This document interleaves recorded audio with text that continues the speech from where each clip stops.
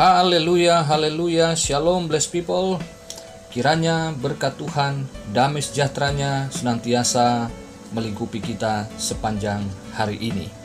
Kembali bersama saya, Pendeta Theodorus, di channel Rumah Berkat House of Blessing.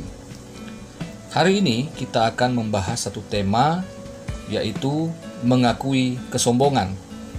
Ayat pokok kita terdapat di dalam Mazmur 30 ayat 7 dan 8. Begini firman Tuhan.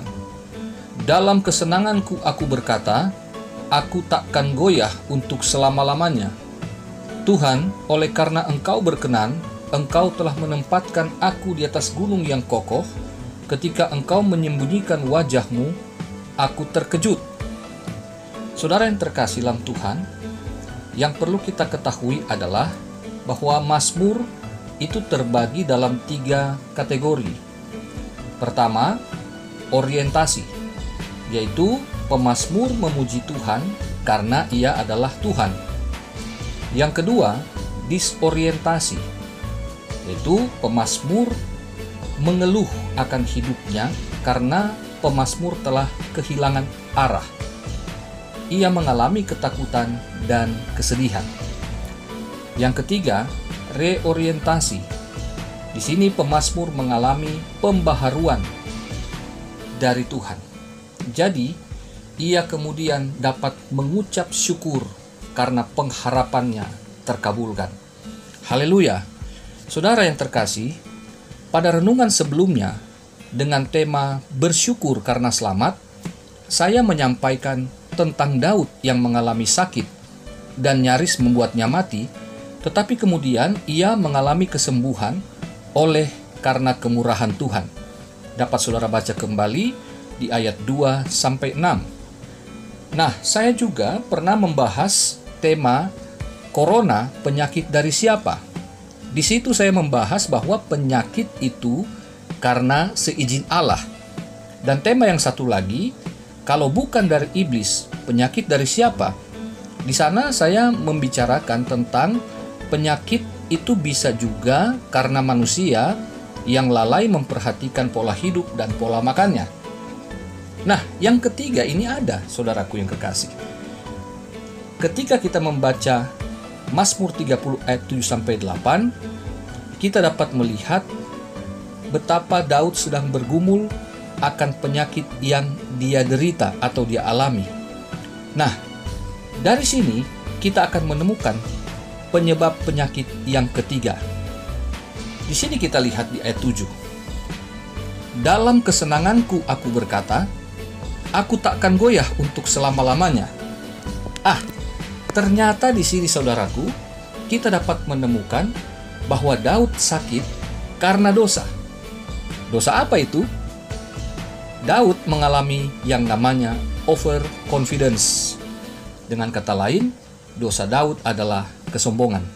Self-confidence atau percaya diri itu penting dalam kepemimpinan Daud, tetapi kemudian dia overconfidence, sehingga yang muncul adalah kesombongan. Karena Allah mengasihi Daud, maka ia menimpakan penyakit yang kemudian membuat Daud merenungkan kembali siapa dia di hadapan Tuhan. Daud sangat terkejut ketika ia jatuh sakit yang parah seperti itu. Dan di ayat 8 bagian B, Daud merasa bahwa Tuhan telah menjauh dari dirinya. Tetapi Daud akhirnya sadar bahwa semua yang ia peroleh hanyalah anugerah dari Tuhan baginya. Itu di ayat 8 bagian A. Jabatan, kekuasaan, kekayaan dan sebagainya akhirnya tidak terasa berarti atau tidak menjadi berarti ketika Daud terbaring tidak berdaya dalam sakitnya itu. Hal ini yang menyadarkan Daud bahwa hidupnya ternyata lebih berarti dibanding semua pemberian Tuhan. Ia sadar bahwa hanya Tuhanlah satu-satunya sumber hidup dan kekuatannya.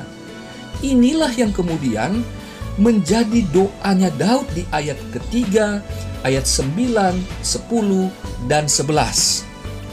Dan Tuhan dalam kemurahan hatinya itu kemudian mengabulkan doa Daud sehingga ia selamat dan menjadi sembuh. Di ayat 3, ayat 4, dan ayat 6. Dan sebagai balasannya saudara, Daud kemudian memuji, ia bermazmur, dan ia kemudian bersyukur kepada Tuhan untuk selama-lamanya. Hal ini terdapat di ayat 2, ayat 5, ayat 12, dan ayat 13. Jadi mazmur ini kemudian menjadi pelajaran juga bagi kita semua. Dengan adanya wabah COVID-19, tidak ada negara yang merasa aman. Negara adidaya sekalipun, saudara, saat ini dilanda ketakutan.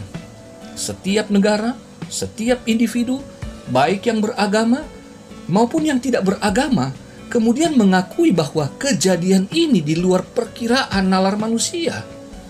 Kondisi ini kemudian menimbulkan kesadaran bahwa manusia tidak hidup sendiri, tidak bisa hidup sendiri. Manusia ternyata saling membutuhkan. Dan umat beragama khususnya sadar bahwa situasi seperti ini hanya dapat diselesaikan dengan berdoa kepada Tuhan. Nah, kita yang khususnya umat Kristen yang ada di Indonesia, kemudian kita punya kesadaran untuk bersatu. Kita mengabaikan perbedaan aliran gereja. Kita bersatu hati, satu pikir untuk melakukan 3 hal ini, saudaraku. Apakah itu? Merendahkan diri, mengaku dosa, dan berdoa memohon pertolongan Tuhan di dalam nama Yesus.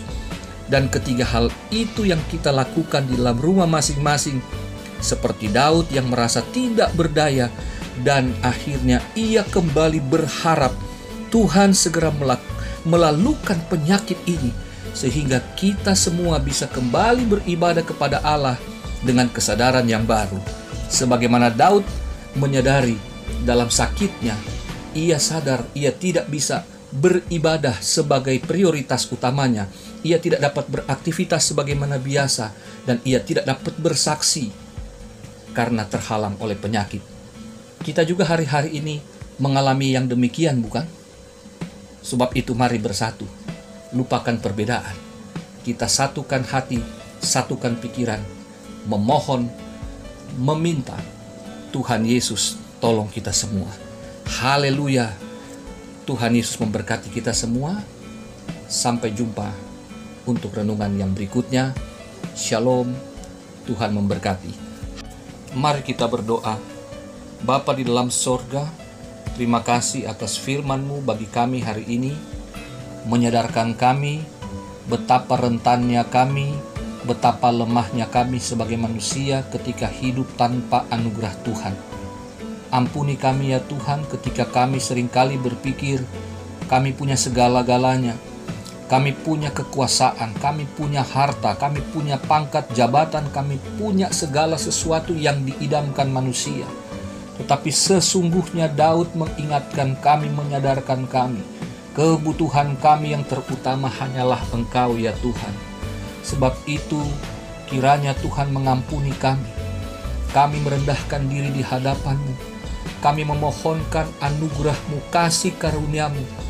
Ampuni kami yang berdosa ini Tuhan, yang menganggap diri kami hebat, diri kami sanggup mengatasi segala sesuatu. Tetapi dengan adanya wabah virus COVID-19 ini, kami sadar kami bukan siapa-siapa di hadapan. Kami begitu lemahnya menghadapi situasi ini. Baik kami pribadi, baik kami sebagai satu bangsa, bahkan bangsa-bangsa di dunia harus mengakui kami tidak sanggup mengatasi ini tanpa campur tangan Tuhan.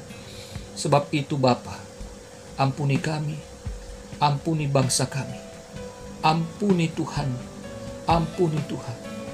Kami mau merendahkan diri hadapan-Mu. Mari Bapa, pulihkan hati kami, pulihkan pikiran kami, motivasi kami untuk melayani, untuk bekerja, untuk menjalani hidup ini. Kiranya Tuhan setelah pembebasan-Mu atas bangsa kami terbebas dari virus COVID-19 ini, kami sadar kami harus memprioritaskan Engkau di atas segalanya. Kami harus selalu mengingat bahwa Engkaulah yang menganugerahkan segalanya bagi kami, sehingga tidak ada kesombongan yang dapat kami tonjolkan, tetapi kerendahan hati dan pengakuan hanya Engkaulah satu-satunya yang menjadi kekuatan kami untuk kami dapat hidup dan menjalani masa depan kami bersama dengan Engkau. Kami pasti bisa, kami pasti berhasil demi kemuliaan nama-Mu. Berkati dan berkati bangsa kami, berkati pemerintah kami, berkati para dokter tenaga medis. Sampai hari ini kami terus berjuang, kami terus mendukung dalam doa agar bangsa kami, kota kami, keluarga kami terbebas dari virus COVID-19. Berkati Tuhan, berkati hamba-hamba-Mu, berkati jemaat-Mu, berkati dengan segala yang Engkau anugerahkan sebagai kebutuhan sehari-hari, baik itu kesehatan, baik itu kebutuhan pangan, sandang, dan papan. Kami percaya semua teradakan, tercukupi sepanjang kami membutuhkannya. Terima kasih Tuhan, terima kasih Bapa. Kami bersyukur, kami berterima kasih kalau kami masih hidup dan sehat sampai hari ini. Sekiranya ada jemaat yang sakit, ulurkan tangan-Mu ya Bapa. Sembuhkan jama mereka di dalam nama Yesus. Terpujilah nama Tuhan. Inilah doa sembahyang kami. Kami siap menjalani hari lagi penuh iman, optimis, dan penuh semangat. Demi nama Tuhan Yesus Kristus, Juru Selamat kekasih jiwa kami berdoa. Haleluya.